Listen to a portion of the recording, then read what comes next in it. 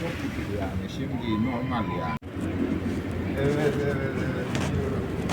Biliyorum. Ha, ya da farklı sektörde misiniz?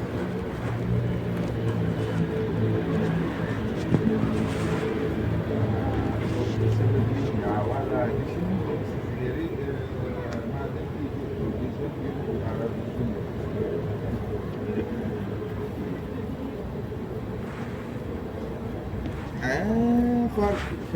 farklı saatler farklı değil mi? Doğru, doğru, doğru. Ha, anladım.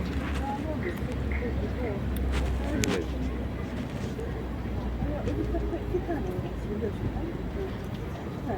Aa, öyle bir yani.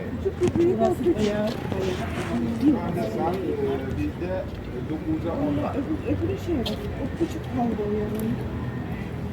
Demek ki oraya Yani gidiyor mu? ona göre dikkat etmem lazım. Ben şu anda mezun olmak için bir yandan bazı işler yapıyorum.